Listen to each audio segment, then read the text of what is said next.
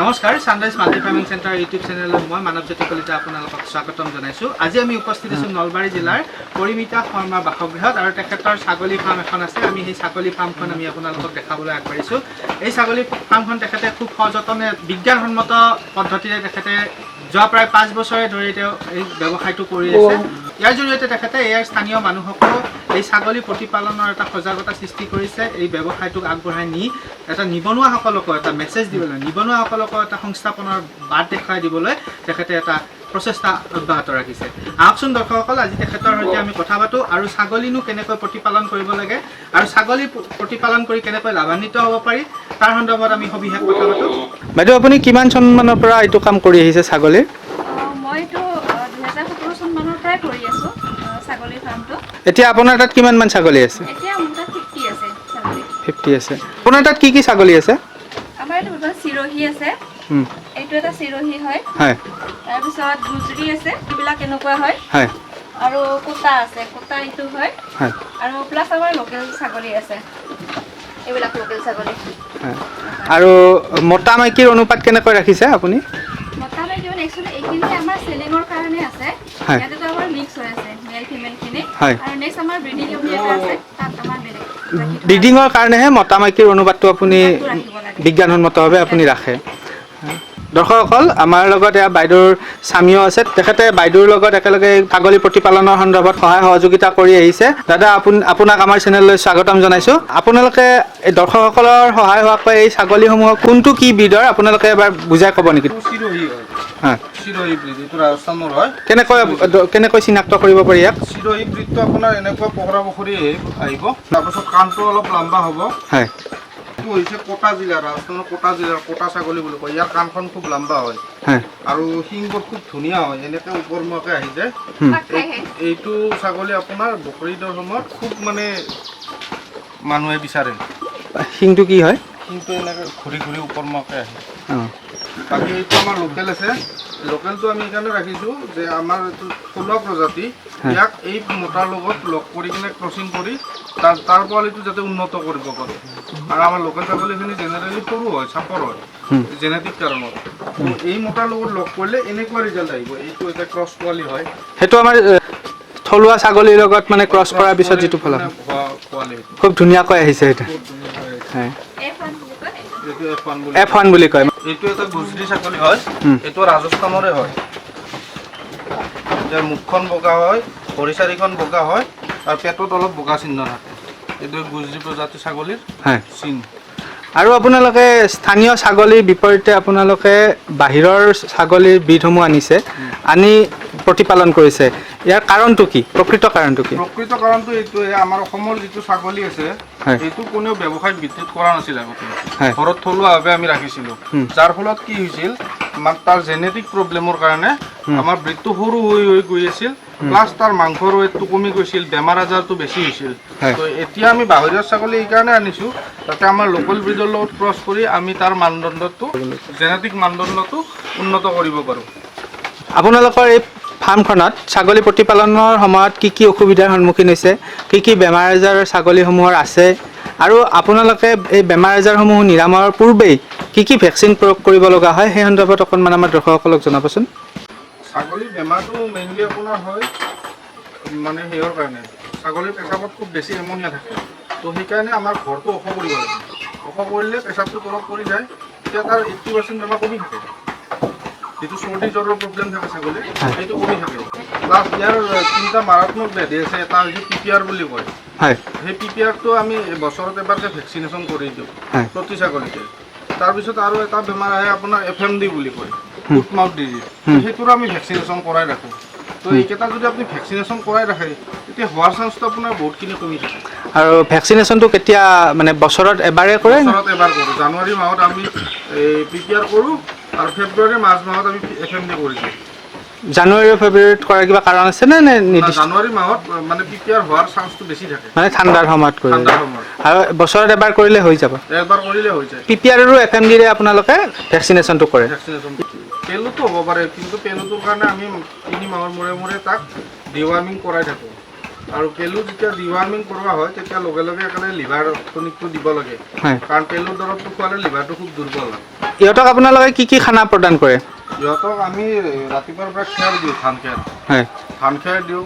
তাৰপিছত সৰিয়হৰ যিবিলাক পথাৰত আমাৰ মানুহে পেলনীয়া সামগ্ৰী পেলাই থৈ আহে সেইখিনি আমি আনি কিনে দি দিওঁ, আৰু পানীটো দিওঁ।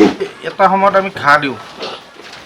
এয়া চাওক ইমান ধুনীয়াকৈ খাই আছে। এইবিলাক আমাৰ কালাৰ ফুচি হয়, যিটো মানুহে পথাৰত এনেই জ্বলাই দিয়ে। এইবিলাক দেখিছে ইমান ধুনীয়াকৈ খাই আছে ইহঁতে। তো সেইটো কাৰণে সিমান এটা প্ৰব্লেম নহয় সিহঁতক প্ৰতিপালন কৰোঁতে। সেয়া দি থৈ দিয়ক, মানে বাৰিষাৰ দিনত একো অসুবিধা নাই। এনেকৈ ৰাখক, ধুনীয়াকৈ খাই থাকিব। এনেকৈ পানীৰ সাজ এটা দি থৈ দিয়ক ওচৰত। ঔষধ বা কিবা ছাপ্লিমেণ্ট এই পানীসমূহত যোগান ধৰে নেকি? দিওঁ, চাৰ্কোফৰেল দিওঁ। চাৰ্কোফৰেলটো কি কাম দিয়ে? সেইটো আপোনাৰ আইৰণৰ কাম কৰে, ভিটামিন দিয়ে। চাৰ্কোফৰেল ভিটামিন, আৰু ভিটামিন ছাপ্লিমেণ্ট বেলেগকৈ দিয়ে নে? আৰু ভিটামিন ছাপ্লিমেণ্ট বেলেগকৈ নিদিওঁ। কেলছিয়াম ইহঁতক প্ৰদান কৰা হয় নে কিবা? কেলছিয়াম দিওঁ আমি। কেলছিয়াম কি কেলছিয়াম প্ৰদান কৰে? কেলছিয়ামটো আমি অষ্টভেদ দিওঁ। অষ্টভেদ দিয়ে, কেলশক্তি। হয়, কেলশক্তি অষ্টভেদ আদি দিয়ে। আৰু এণ্টিবায়'টিক মাজে মাজে কিবা সাৱধানতা অৱলম্বন কৰাৰ কাৰণে এনে বৰ্তমান নালাগে। যদি কিবা প্ৰব্লেম হয় তেতিয়া বেমাৰটোৰ লক্ষণ অনুযায়ী তাৰ এণ্টিবায়'টিকৰ ড'জটো বেলেগ বেলেগ হয়। আচ্ছা, বেমাৰৰ লক্ষণসমূহ আপোনালোকে কেনেকৈ গম পায়? কি কাৰণত আপোনালোকে বেমাৰ হৈছে বুলি আপোনালোকে অনুমান কৰিব পাৰে? ছাগলীটো যদি বহুত দিন খোৱা নাই, জুপুকা মাৰি আছে, তাৰপিছত নাকেৰে পানী ওলাই আছে, চকুৰে পানী ওলাইছে, তো সেইটো এটা বেমাৰৰ লক্ষণ। এণ্টিবায়'টিক আপোনালোকে কি ব্যৱহাৰ কৰে? টেট্ৰাচাইক্লিন নাই, এক্সেপ্ট দিওঁ আমি। আচ্ছা, আৰু ভেকচিনেশ্যনৰ পিছত অকল ছিজনেল বা অকেজনেলি কিবা বেমাৰ হ'লেহে আপোনালোকে ঔষধ পাতি ব্যৱহাৰ কৰে? আৰু আমি যিমানখিনি পাৰোঁ খাদ্য দিয়ে সেইটো বস্তু আমি নিৰ্মূল কৰাৰ চেষ্টা কৰোঁ। আচ্ছা, যেনে কি পেট ফুলা বেমাৰটো হ'ব পাৰে কেতিয়াবা, বা পেটৰ ডাইজেশ্যনৰ প্ৰব্লেম হ'ব পাৰে। সেইকাৰণে আমি সদায় ৰাতিপুৱা যিটো পানী দিওঁ সেইটোত আমি ক'লা নিমখ দিওঁ। হয়, ক'লা নিমখটো দিলে কি হ'ল, ডাইজেশ্যনটো ঠিকে থাকে। হয়, আৰু সিহঁতৰ এই খাদ্যবিলাকৰ কাৰণে আপোনালোকে বাহিৰলৈ লৈ যায় নে ঘৰতে কিবা ব্যৱস্থা কৰিছে? না, খাদ্যবিলাকৰ মানে এনেতো আমাৰ ষ্ট'ৰ কৰা আছে, কিন্তু যেতিয়া ফ্ৰী টাইম, এতিয়া ধৰি লওক বতৰ পাতি ভাল, পথাৰত ঘাঁহ আছে, তেতিয়া আমি এক টাইম সিহঁতক চৰাব লৈ যাওঁ। আৰু এই ছাগলী খেতি কৰাৰ কাৰণে আপোনালোকে ঘাঁহৰ কাৰণে কিবা ব্যৱস্থা কৰিছে নেকি? ঘাঁহৰ কাৰণে আছে, আমাৰ নেপিয়াৰ আছে। এইটো আমাৰ নেপিয়াৰ ঘাঁহ হয়। নেপিয়াৰ ঘাঁহটো আপোনালোকে ব্যৱস্থা কৰি লৈছে? সেইটো এটা আছে আপোনাৰ গিনি ঘাঁহ আছে, সেইটো গিনি, এই লাষ্টৰটো গিনি। আৰু কি আছে তাত? আৰু এইটো চাইডৰ এটা আছে চেটেৰিয়া বুলি আছে, হয়, সেইটো এটা খুব ভাল ঘাঁহ হয়। 3 প্ৰকাৰৰ মানে ঘাঁহ আপোনালোকে ব্যৱস্থা কৰি ৰাখিছে, আৰু প্ৰয়োজনত ইয়াৰ পৰা কাটি উলিয়াই। আৰু ইহঁতৰ এটা বস্তু ভাল, ধান খেৰটো ধুনীয়াকৈ খায়। খেৰটো সৰুতে ইমান চাইজ আমি কুটি কিনে দি দিওঁ, সেইটো বস্তু ধুনীয়াকৈ খায়। আৰু বহুত ফাৰ্মাৰে এনেকৈ ভাবে যে মানে ছাগলী পালন কৰাৰ আগতে বহুত কিবা কিবি ঘাঁহ লাগিব, কিবা লাগিব, কিন্তু আমি আপোনালোকক জনাওঁ যে আমি কেঁচা ঘাঁহ ফটকৈ নিদিওঁ। মানে আজি কাটা ঘাঁহটো আমি আজিয়ে নিদিওঁ, আমি সেইটো অহাকালিহে দিওঁ। কি কাৰণে এইটো লগে লগে নিদিয়ে? লগে লগে নিদিয়াৰ কাৰণ আছে। যদি লগে লগে দিয়া হয় তাৰ ভিতৰত পানী থাকে বহুত, ভিটামিনটো কম থাকে। অলপ ৰ'দত শুকাই যদি দিয়ে তেতিয়া তাৰ ডিচেণ্ট্ৰি প্ৰব্লেম নহয়, সেইটো ভালকৈ ডাইজেষ্ট হৈ যায়। কেঁচা ঘাঁহ ফটকৈ দিলে তাত পেলু হ'ব পাৰে। আচ্ছা, পোক পৰুৱাও থাকিব পাৰে। বাইদেউ, আপোনালোকৰ একেটা গোহালিতে আমি 2টা কম্পাৰ্টমেণ্ট দেখিছোঁ, 2টা ঘৰ দেখিছোঁ। এই 2টা ঘৰ কৰাৰ কাৰণটো কি? একচুৱেলি আমাৰ ইয়াত যিখিনি আছে এইখিনি আমাৰ চেল কৰাৰ কাৰণে হয়। আৰু সেইটো যে পাৰ্ট এটা আছে সেইটো আমাৰ টোটেলি ব্ৰিডিং ইউনিট হয়। আমি ব্ৰিডিং ইউনিট হিচাপে এটা ৰাখিছোঁ, আৰু সেইখিনি মানে মেক্সিমাম প্ৰেগনেণ্ট ছাগলী আছে তাত, আৰু এইটো সম্পূৰ্ণ বিক্ৰীৰ কাৰণে। এইখিনি বিক্ৰীৰ কাৰণে। বিক্ৰী সন্দৰ্ভত আমাৰ দৰ্শকসকলে যদি বিচাৰে কেনেকুৱা ৰেটত এইবিলাক বিক্ৰী কৰি আছে জনাব নেকি? ৰেটটো এক্সুৱেলি ক'ব নোৱাৰিম, কোনোবা যদি বিচাৰে তেতিয়া কি আমাৰ এজ আৰু কোৱালিটি লৈ বিক্ৰী কৰা হয়। এবাৰ ফাৰ্ম ভিজিট কৰি আহি চাই গ'লে তেতিয়া তেওঁলোকে গম পাব। আৰু আচ্ছা, গ্ৰাহকৰ লগত আপোনালোকে আলোচনা কৰে, আলোচনাৰ মাধ্যমেৰে বা ব্ৰিডটো লৈ চাইজটো লৈ আপোনালোকে বিক্ৰী? এতিয়া প্ৰত্যেকৰে দামটো বেলেগ বেলেগ হয়, বয়স বেলেগ বেলেগ হয়, এইটোৰ দাম বেলেগ হ'ব, এইটোৰ দাম বেলেগ হ'ব, তেওঁলোকে দামটো পোৱাত তেনেকৈ অসুবিধা হয়। কোনোবা যদি বিচাৰে যোগাযোগ কৰিলে পাই যাব। দৰ্শকসকলক আপোনালোকৰ ব্ৰিডিং ইউনিটটো দেখাওঁ। দৰ্শকসকল, এয়া তেখেতসকলৰ ব্ৰিডিং চেণ্টাৰটো হয়। ইয়াত ডাঙৰ ডাঙৰ হেল্ডি ছাগলীবিলাক তেওঁলোকে ৰাখিছে ব্ৰিডিঙৰ কাৰণে। দাদা, ইয়াত কিমানটা মতা আৰু কিমানটা মাইকী কেনেকৈ ৰাখিছে আপোনালোকে অলপ দৰ্শকসকলক জনাই দিয়কচোন। আমাৰতো এতিয়া ব্ৰিডিং ইউনিটত আপোনাৰ 12টা ফিমেল আছে। 12টা ফিমেল আছে। 12টা ফিমেল আছে, আৰু 2টা মেল আমি 2টা ভেৰাইটিত ৰাখিছোঁ। এইটোতো চিৰহি হয়, এইটো চিৰহি হয়, এইটো এটা গুজৰি হয়। হয় এই দুটা মেল আমি ৰাখিছোঁ প্ৰতিবাৰৰে ক্ৰছটো আমি চেঞ্জ কৰি কৰাওঁ আৰু ইয়াত যি মাইকী আপোনাৰ 12টা আছে বুলি কৈছে সেই মাইকীবিলাক কি কি ব্ৰিডৰ আছে ইয়াতে ইয়াত চিৰহি আছে আমাৰ অসমৰ হিলগোট আছে এইটোটা চিৰহি আছে এইটো গুজৰি আছে এইটোটা আমাৰ লোকেল আসাম হিলগোট আছে হয় এইটো হয় আমাৰ আসাম হিলগোট হয় ইহঁতক গোটেইখিনিকে আপোনালোকে ব্ৰিডিঙৰ কাৰণে ৰাখিছে আৰু আমি দেখিছোঁ এটা অন্য এটা কম্পাৰ্টমেণ্টো আপোনালোকে ৰাখিছে মানে আপোনালোকৰ এই গোহালিটোত প্ৰায় 3টা কম্পাৰ্টমেণ্ট এই কম্পাৰ্টমেণ্টটো কি হিচাপে ব্যৱহাৰ কৰে আমাৰ যি ফুল প্ৰেগনেঞ্চি থাকে আৰু ফুল প্ৰেগনেঞ্চি ছাগলীখিনি আমি ইয়াতে থওঁ মানে যাতে বেলেগৰ লগত মানে যুদ্ধ কৰি কিনে যাতে একো অনিষ্ট নহয় আৰু সেইটো কাৰণে সিহঁতক ইয়াতে ৰখা হয় আৰু এতিয়া একেলগে আছে বা এনেকুৱা নাই ফুল প্ৰেগনেঞ্চি ছাগলী কিন্তু ফুল প্ৰেগনেঞ্চি থাকিলে ইয়াতে আমি ৰাখি দিওঁ এইটো এটা চাব পাৰে আমাৰ 4 দিনীয়া এইটো ক্ৰছ পোৱালি হয় এইটো কি হয় এইটো আমাৰ 4 দিনীয়া হয় পোৱালি কিহৰ লগত ক্ৰছ আছে এইটো আমাৰ লোকেল ছাগলীৰ লগত ক্ৰছ কৰা হয় আচ্ছা এয়া দেখিছে হাতভৰি কিমান দীঘল হৈছে কিমান দিনৰ এইটো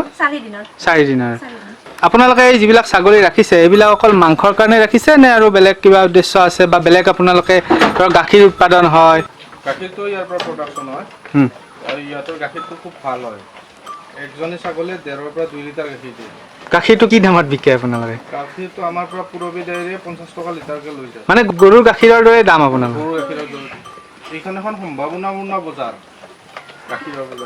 গাখীৰৰ বজাৰখন সম্ভাৱনাপূৰ্ণ বজাৰ ছাগলীৰ পৰা আপোনালোকে মাংসটো বিকে তাৰপিছত আপোনালোকে ইয়াৰ গাখীৰটো আপোনালোকে বিক্ৰী কৰে আৰু ইয়াৰ উপৰিও আৰু কিবা ধৰক আৱৰ্জনা ইহঁতৰ যিবিলাক ৱেষ্ট মেটেৰিয়েল আছে বিষ্ঠা আছে সেইবিলাকক কিবা কাৰণত কেনেবাকৈ ব্যৱহাৰ কৰে সেইবিলাক আপোনাৰ আমি কি কৰোঁ ইহঁতৰ যিটো পায়খানা হয় সেইটো ৰ'দত শুকাই পেকেট কৰি সেইটো বিক্ৰী হয় সাৰ হিচাপে ব্যৱহাৰ জৈৱিক সাৰ হিচাপে ব্যৱহাৰ কৰে আমাৰ দৰ্শকসকলে যদি আপোনালোকৰ ইয়াৰে পৰা সঁচটো পাব বিচাৰে তেতিয়াহ'লে আপোনালোকে এইবিলাক দিবলৈ প্ৰস্তুত আছে এতিয়া আপোনালোকে কি ব্ৰিডৰ দিবলৈ প্ৰস্তুত আছে আমি চিৰহি দিব পাৰিম হয় গুজৰি দিব পাৰিম হয় আৰু কটা দিব পাৰিম কটা আৰু স্থানীয় এইটো দিব পাৰিবনে স্থানীয় এইটো আমি বৰ্তমান দিয়া নাই হয় আমাৰ মানে যিটো ষ্টক সেইটো যেতিয়া মেইনটেইন হ'ব তেতিয়াই দিব পাৰিম আপোনালোকৰ ফাৰ্মখন আমি দেখিলোঁ খুব সফলভাৱে 5 বছৰমান আপোনালোকে এই ব্যৱসায়টো চলাই আছে এতিয়া ইয়াৰ পৰা যিটো আৰ্থিক উপাৰ্জন সেই আৰ্থিক উপাৰ্জনটো আমাৰ দৰ্শকসকলে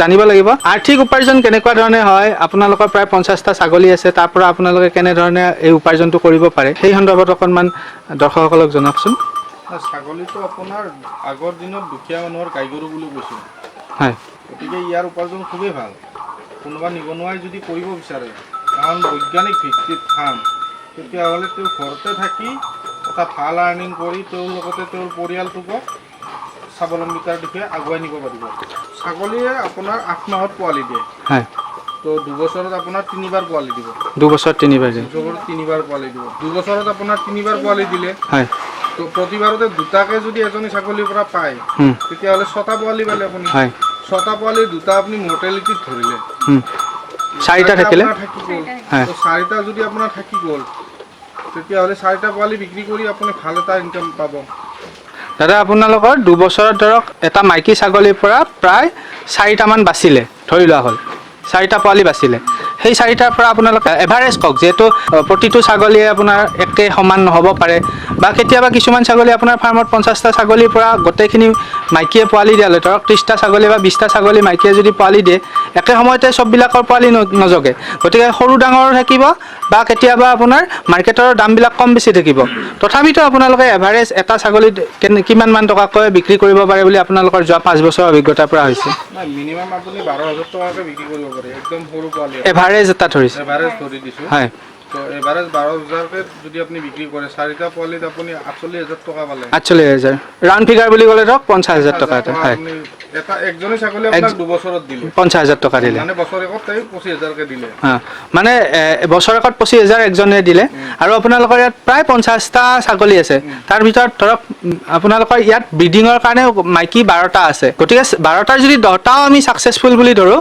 তো 2.5 লাখ টকা এটা আহি আছে অকল ব্ৰিডিঙৰ পৰাই 2.5 লাখ টকা এটা আহি আছে তাৰোপৰি আপোনালোকৰ ইয়াত যিখিনি মাইকী বা মতা অলৰেডি থাকিলে সেইখিনি থাকি যাব আৰু নিজৰ সঁচটো ৰৈ যাব মানে আপোনালোকৰ হাতত 2.5 লাখ টকা এবছৰত অহাৰ উপৰিও আপোনালোকৰ হাতত নিজৰ যিখিনি পৰৱৰ্তী সময়ত মানে প্ৰতিপালনৰ কাৰণে থাকিলে সেইখিনিও থাকি যাব মানে প্ৰায় 2.5 লাখৰ ওপৰিঞ্চি মানে এটা আৰু বেনিফিট এটা থাকে মানে এইটো এটা খুব লাভজনক ব্যৱসায় এইখিনি আপোনাৰ 10টা ফিমেল ছাগলীৰহে হিচাপ। হয় গতিকে আমাৰতো ধৰি লওক 50টামান ছাগলী আছে, তাৰ ভিতৰত মাইকী আছে। মাইকী 30-35 জনী আছে। হয় গতিকে সেই হিচাপত আপুনি কেলকুলেটটো কৰিলে কমেই পাব। মানে 2.5 লাখ টকাৰ ওপৰত আপোনালোকৰ এইখিনি ঠাইতে হয়। গতিকে আপোনালোকে ধৰক ইয়াত 50টা ছাগলী ৰাখিছে, আপোনালোকৰ দীঘে পঠালে কিমান মান ঠাই আছে ইয়াত? আমাৰ দীঘলটো আছে 40 ফুট হয় আৰু বহলটো আছে 20 ফুট। মানে 40 আৰু 20 ফুটৰ এইখিনি ঠাইত আপোনালোকৰ প্ৰায় 50টা ছাগলী ধুনীয়াকৈ থৈ সিহঁতৰ কম্পাৰ্টমেণ্টটো বেলেগ বেলেগ কৰি থোৱা আছে চবৰে কাৰণে। শেষত আপোনালোকে আমাৰ নতুন যিবিলাক ছাগলী পালন কৰিবলৈ আগবাঢ়ি আহিছে বা নতুনকৈ চিন্তা চৰ্চা কৰি আছে, তেওঁলোকক আপোনালোকে কি বাৰ্তা দিব বিচাৰিব? বাৰ্তা এইটোৱে দিওঁ যে আজিকালি চাকৰি পোৱাটো খুবেই টান হৈছে। যিখিনি নিবনুৱা আছে সেইটোকে আগবাঢ়ি আহক, ছাগলীৰ ব্যৱসায় কৰক, নিজৰ কিবা এটা নিজৰ বিজনেছ, যাৰ নিজৰ ঠাই আছে তো খুবেই ভাল কৰিব পাৰে। আৰু এইটো এনেকুৱা নহয় যে বহুত খৰচ লাগিব, একেবাৰে কম মূলধনত বহুত ভাল এটা ব্যৱসায় হয় ছাগলীৰ প্ৰতিপালনটো। তো তেওঁলোকে আহক, আমি কিবা এটা কৰোঁ, নিজৰ ঠাইত নিজৰ বিজনেছ এটা আমি কৰোঁ। আমিতো এনেকুৱা হয় প্ৰত্যেক মাহতে আমাৰ যিখিনি মাংসৰ কাৰণে বাহিৰৰ পৰা বহুত ছাগলী আহে, তো আমি আমাৰ নিজৰ পইচা আমি বাহিৰত কিয় দিওঁ? বিহাৰত হওক বা তেনেকুৱা ঠাই হওক, পশ্চিম বংগতে হওক, তাৰ পৰা যিখিনি ছাগলী আহে আমি সিহঁতক দিয়াকৈ আমাৰ নিজৰ পইচা আমাৰ মাজতে থাকক, তো আমিও কিবা এটা কৰিব পাৰোঁ। তো আহক, সকলোৱে আগবাঢ়ি আহক, আমাৰ লগত যোগাযোগ কৰক, আমিও যিমানখিনি পাৰোঁ হেল্প কৰিম। কোনোবাই কিবা জানিব বিচাৰিলে, কিবা শিকিব বিচাৰিলে আমাৰ লগত যোগাযোগ কৰিব পাৰিব, আমি বস্তুখিনি শিকাই দিম, মিলিজুলি কৰোঁ সকলোৱে। ধন্যবাদ বাইদেউ, ধন্যবাদ দাদা। আপোনালোকে ইমানখিনি ফাৰ্মৰ ব্যস্ততাৰ মাজতো আমাক ভিডিঅ'টি বনাবলৈ অনুমতি দি যথেষ্ট সময় দিলে, তাৰ কাৰণে আপোনালোকক ধন্যবাদ। আৰু আমাৰ দৰ্শকসকলৰ তৰফৰ পৰা তথা আমাৰ চেনেলৰ তৰফৰ পৰা আপোনালোকৰ এই ব্যৱসায়টোৰ উত্তৰ কামনা কৰি আজি ভিডিঅ'টি ইমানতে সামৰণি মাৰিছোঁ। ধন্যবাদ।